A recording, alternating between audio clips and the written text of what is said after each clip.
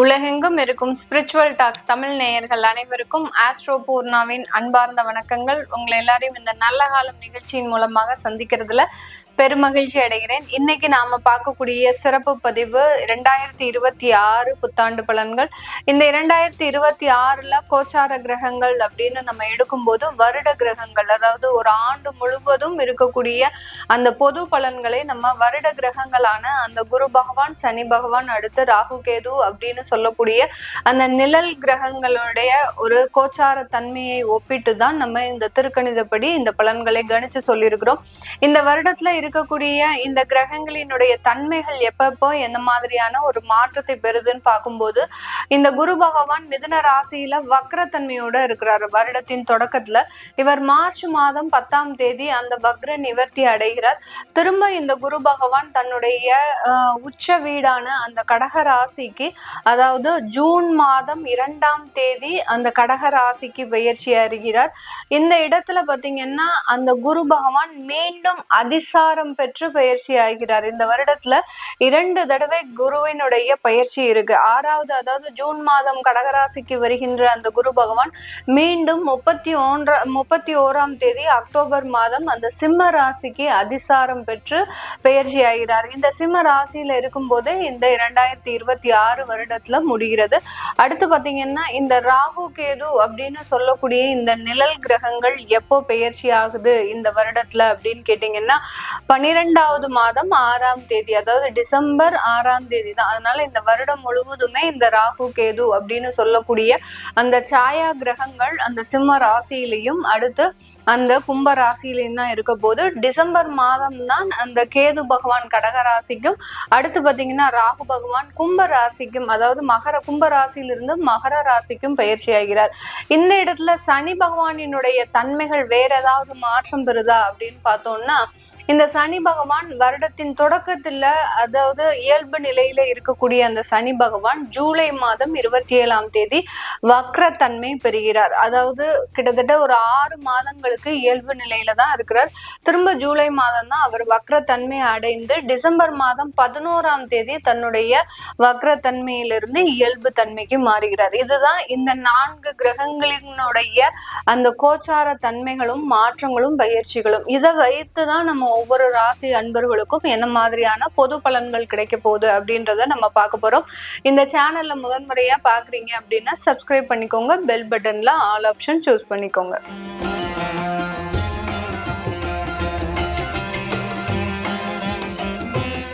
மீன ராசி அன்பர்களுக்கு இந்த 2026 என்ன மாதிரியான ஒரு மாற்றங்களை கொடுக்க போகுது? 12 ராசிகள்ல இந்த மீன ராசி தான் தன்னுடைய வாழ்க்கையில அதிகப்படியான ஒரு ஏமாற்றத்தை அனுபவிப்பவர்கள். விரயஸ்தானத்துல இருக்கிறதுனால அந்த ஏமாற்றம் அப்படின்றது அதிகமாக இருக்கும். யாரை நம்பி சில பொறுப்புகளை இவர்கள் ஒப்படைத்தார்களோ அவர்கள் மூலமாகவே அதிகப்படியான ஒரு ஏமாற்றத்தை அனுபவிப்பவர்களும் இந்த மீன ராசி அன்பர்களாக தான் இருப்பாங்க. இந்த மீன ராசி அன்பர்களுக்கு ஜென்ம சனி ஒரு பக்கம் இருந்தாலும் கூட இந்த இடத்துல இவர்களினுடைய லைஃப்ல இருக்கக்கூடிய சில விஷயங்கள்ல முக்கியமான ஒரு மாற்றத்தை அனுபவிக்கக்கூடிய ஒரு ஆண்டாக தான் இருக்க போகுது. வேலை ரீதியாக இருக்கக்கூடிய நபர்களுக்கு அந்த வேலையில ஒரு திருப்பங்கள் ஏற்படுறதுக்கும் அந்த வேலையில முக்கியமான மாற்றங்களை செய்வதற்கும் உண்டான ஒரு காலகட்டமாக தான் இந்த 2026 இருக்க போகுது. வெளிநாட்டுக்கு போக முடியுமான்னு இப்படியே யோசிச்சுட்டு இருந்த நிறைய நபர்கள், மீனராசி என்பர்கள், இந்த வருடத்துல அதற்குண்டான முயற்சிகளை செய்து நல்ல வெளிநாட்டு வாழ்க்கையை அனுபவிப்பதற்குண்டான ஒரு தருணம். ஜென்ம சனி இந்த மாதிரியான வேலையெல்லாம் செஞ்சு விட்டு போயிடும். அதாவது நீங்க உங்களுடைய உறவுகளோட இருக்க முடியாது, எல்லாரையும் பிரிந்து தனியாக இருக்கணும். இந்த மாதிரியாகலாம் அந்த வெளிநாட்டு வாய்ப்புகள்லாம் ஒரு எட்டாக்கனியாக இருந்த இந்த மீனராசி என்பர்களுக்கு இந்த 2026 ஒரு நல்ல ஒரு வசதிகளையும் வாய்ப்புகளையும் ஏற்படுத்தி கொடுக்கக்கூடிய ஒரு தருணம்.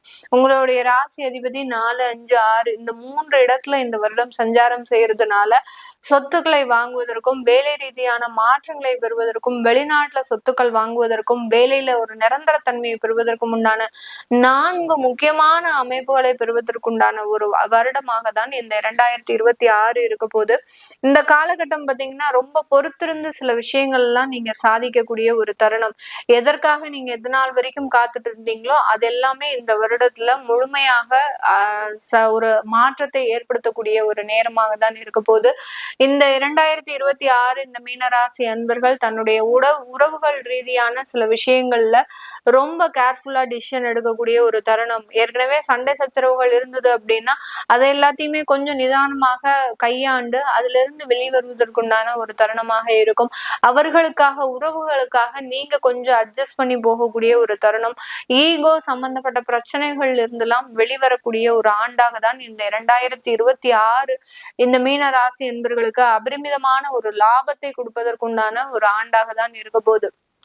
உங்களுடைய 12ஆம் இடம் அடுத்து 10ஆம் இடத்துல அந்த ராகு பகவான் இந்த ஆண்டு சஞ்சாரம் செய்யறதுனால தொழில்ல புதுசா முயற்சிகள் எல்லாம் செய்யக்கூடாது. நான் அந்த மலையை பிடிச்சு இழுக்க போறேன், இந்த நதியை சேர்க்க போறேன் இப்படின்லாம் எந்த விதமான புது முயற்சிகளும் இருக்கக்கூடாது. எந்த வேலை செய்யறீங்களோ, எந்த தொழில் செய்யறீங்களோ அதுல லாபம் எப்படி பார்க்கணுன்ற ஒரு முயற்சிகளை எடுங்க. அது உங்களுக்கு ஒரு நல்ல ஒரு வாய்ப்புகளை கொடுக்கறதுக்கு உண்டான ஒரு நேரமாக தான் இந்த மீன ராசி அன்பர்களுக்கு இந்த வருடம் ஒரு வாழ்க்கை மாற்றத்தை கொடுக்கறதுக்கு உண்டான ஒரு தருணம். கிட்டத்தட்ட ஒரு 40 வருடங்களாக மிகப்பெரிய ஒரு ஏமாற்றத்தை அனுபவித்த இந்த மீனராசி என்பர்கள் இந்த வருடத்துல ஒரு புதுவிதமான ஒரு வாழ்க்கை பயணத்தை தொடங்குவதற்குண்டான ஒரு நேரமாகவும் இந்த காலகட்டம் அதிலிருந்து மிகப்பெரிய ஒரு மாற்றத்தை அமைவதற்குண்டான ஒரு காலகட்டமாகவும் தான் இருக்க போது இந்த மீனராசி என்பர்களுக்கு. இந்த மீனராசி என்பர்கள் ப்ரொஃபஷனல் ஜாப்ல இருக்கக்கூடியவர்கள், லாயர்ஸ், ஆடிட்டர்ஸ், அடுத்து பாத்தீங்கன்னா இவர்கள் அதாவது டாக்டர்ஸ், இந்த மாதிரியான ப்ரொஃபஷனல் ஜாப்ல இருக்கக்கூடியவர்கள் நிறைய ஒரு வேலை சம்பந்தப்பட்ட சில மாற்றத்தை அனுபவிக்கக்கூடிய ஒரு நேரம். அவர்களினுடைய உத்தியோகத்துல ஒரு நிரந்தர தன்மையை பெறுவதற்கு உண்டான ஒரு நேரம். இது நாள் வரைக்கும் ஒரு அசிஸ்டண்டா வேலை பார்த்திருப்பீங்க, இல்ல ஒரு பெரிய டாக்டர்ஸ்க்கு கீழே ஒரு பிராக்டிஷனரா இருந்திருப்பீங்க. இது எல்லாமே மாறி உங்களுக்குன்னு சில அங்கீகாரம் அடைவதற்குண்டான ஒரு தருணம். உங்களுக்குன்னு ரெஜிஸ்டர்டா சில கிளினிக்கோ இல்ல ஒரு ஓனா ஒரு ஆபீஸ் போடுறதுக்கு உண்டான ஒரு அமைப்புகள் எல்லாம் இந்த மீனராசி என்பவர்களுக்கு இருக்க போது. இந்த காலகட்டம் அந்த பிசினஸ், ரீட்டைல் சம்பந்தப்பட்ட பிசினஸ், சர்வீஸ் ஓரியன்ட் பிசினஸ்ல எல்லாம் உங்களுக்கு நிறைய ஒரு வளர்ச்சிகள் இருக்கக்கூடிய ஒரு தருணமாக இருக்கும். இந்த மீனராசி அன்பர்கள் பிசினஸ் சம்பந்தப்பட்ட விஷயத்துல எந்த விதமான ஒரு தாழ்வு சூழ்நிலையில இருந்தாலும், ஒரு வீழ்ச்சியான ஒரு சூழ்நிலையில இருந்தாலும் இந்த 2026 அதையெல்லாம் மீட்டெடுத்து கொண்டு வரக்கூடிய ஒரு தருணமாக தான் இருக்கும். அதனால இந்த மீனராசி அன்பர்கள் பெரிய அளவுல அந்த பிசினஸ்ல ஒரு மாற்றங்களை எதிர்பார்க்காமல் ஒரு லாபத்துக்காக போராடுங்க. கண்டிப்பா அது உங்களுக்கு நல்ல மாற்றத்தை அமைக்கக்கூடிய ஒரு நேரமாக தான் இருக்க போகுது. இந்த மீனராசி அன்பர்கள் விளையாட்டு துறை சம்பந்தப்பட்ட இடத்துல இருக்கக்கூடியவர்கள் நிறைய ஒரு வெற்றிகள் கை நழுவுவதற்கு உண்டான ஒரு தருணமாக இருக்கும். இதுக்கு காரணமே பாத்தீங்கன்னா உங்களுடைய மென்டலி ஃபிட்டா இல்லாம, ரொம்ப பிசிக்கலி ஃபிட்டா இருந்தா கூட மென்டலி ஃபிட் இல்லாம இருக்கிறீங்க. அதனால அதற்குண்டான சில பயிற்சிகளை செஞ்சுக்கிட்டீங்க அப்படின்னா ஒரு நல்ல ஒரு மாற்றத்தை அனுபவிக்கக்கூடிய ஒரு நேரம். இஃப் சப்போஸ் விளையாட்டுத்துறையில இருக்கிறவங்க மென்டலி ஃபிட் இல்லை, இதுக்கு நாங்க என்ன பரிகாரம் பண்ணணும் அப்படின்னு கேட்டீங்கன்னா, பரிகாரம் அப்படின்னு பார்க்கும்போது நீங்க அம்பாளுக்கு விளக்கேற்றுங்க. உங்களுடைய பிறந்த நட்சத்திரத்துல நீங்க அதாவது பூரட்டாதி, உத்திரட்டாதி, அடுத்து ரேவதி, இந்த 3 நட்சத்திரத்துல எந்த நட்சத்திரத்துல பிறந்திருக்கிறீங்களோ அந்த நட்சத்திரத்துல அம்பாளுக்கு போய் நீங்க விளக்கேற்றுங்க. 4 அல்லது 5 தீபம் ஏற்றுங்க.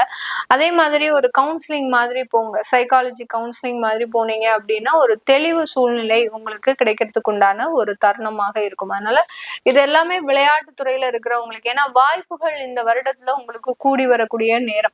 அந்த வாய்ப்புகளை நீங்க எதனால தவற விடுவீங்க அப்படின்னு பாத்தீங்கன்னா, இந்த மாதிரியான மென்டலி ஃபிட்டா இல்லாத போது அதை தவற விடுவதற்கு உண்டான ஒரு தருணமாக இருக்க போது. மீடியா சம்பந்தப்பட்ட துறையில இருக்கக்கூடியவர்களுக்கு நிறைய அலைச்சல்கள் இருக்கும்.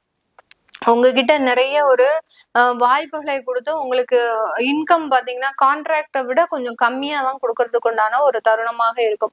ஆனா நீங்க எதிர்பார்க்கக்கூடிய ஒரே ஒரு விஷயம் என்ன, நமக்கு ஒரு சான்ஸ் கிடைக்குமா, நம்மளுடைய திறமைகளை வெளிப்படுத்துறதுக்கு ஒரு வாய்ப்புகள் கிடைக்குமா அப்படின்றதான் எதிர்பார்த்துட்டு இருக்கிறீங்க. அதனால இந்த இடத்துல நீங்க வருமானத்தை பத்தி பெரிய அளவுக்கு யோசிக்க மாட்டீங்க. அப்படி யோசிக்காம இருக்கும்போது அதை மற்றவர்கள் பயன்படுத்தக்கூடிய ஒரு தருணமாக இருக்கும். வெளிநாட்டுல இருக்கக்கூடிய வாய்ப்புகளை எல்லாம் தாராளமா பயன்படுத்துங்க. அது உங்களுக்கு நல்ல ஒரு சேஞ்சஸை உயர்த்தக்கூடிய ஒரு தருணமாக இருக்கும். அரசாங்க உத்தியோகத்துல வேலை பார்க்குறவங்களுக்கு வேலை இடமாற்றம் செஞ்சுக்கோங்க. நீங்க ஒரு டிபார்ட்மெண்ட்ல இருக்கிறீங்க அப்படின்னா இன்னொரு டிபார்ட்மெண்ட்ல மாற்றம் செஞ்சுக்கிறது இந்த 7.5 சனியினுடைய பாதிப்பை குறைக்கிறதுக்கு உண்டான ஒரு தருணம். அதனால டிபார்ட்மெண்ட் மாற்றமோ இல்ல இடம் மாற்றமோ டிரான்ஸ்பர்ஸோ வாங்கிக்கிட்டீங்க அப்படின்னா அரசாங்க உத்தியோகத்துல இருக்கிறவங்களுக்கு மிகப்பெரிய பாதிப்பு இருக்காது. இல்ல அப்படி இல்லாத பட்சத்துல நான் இங்கேயேதான் இருப்பேன், இங்கேயேதான் இருந்து குப்பை கொட்டுவேன் அப்படின்னு நினைச்சீங்க அப்படின்னா உங்களுக்கு அங்க வேலை ரீதியான சில பிரச்சனைகள் வரும். ஏதாவது கேஸ்ல மாட்டிக்கக்கூடிய ஒரு தருணம், இதெல்லாம் பாதிப்புகள் அதிகமாக இருக்கும். அதனால சிவாராமான்னு நீங்க கண்காணாத இடத்துக்கு போறதுதான் நல்லது. இந்த மீனராசி என்பர்கள் அரசாங்க துறையில இருக்கக்கூடியவர்களுக்கு இதெல்லாமே நம்ம கோச்சார நிலவரப்படி பலன்களை கணிச்சு சொல்லியிருக்கிறோம். உங்களுடைய சுய ஜாதக தசாபுத்தி பலன்களை பார்க்கணும் விருப்பப்படுறவங்க கீழே இருக்கிற நம்பருக்கு வாட்ஸ்அப்ல அப்பாயின்மெண்ட் வாங்கிக்கிட்டு நீங்க கன்சல்ட் பண்ணிக்கலாம். உங்களிடமிருந்து விடைபெறுவது உங்கள் ஆஸ்ட்ரோ பூர்ணா. எல்லோருக்கும் இனிய புத்தாண்டு நல்வாழ்த்துக்கள். நன்றி, வணக்கம்.